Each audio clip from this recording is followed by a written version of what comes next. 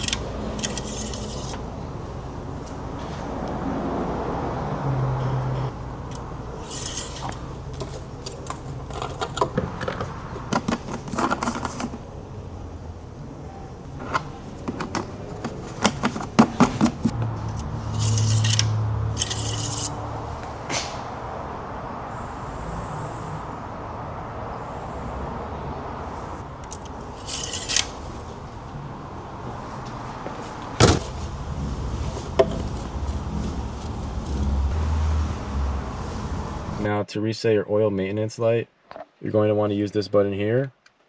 Then you're going to follow up with this button here and scroll through the menus until you get to the little gear icon for the settings.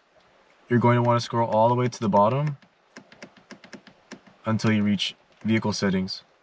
Confirm, scroll down to scheduled maintenance, reset data. Now there's a second option you have to reset your maintenance light. You press the menu button.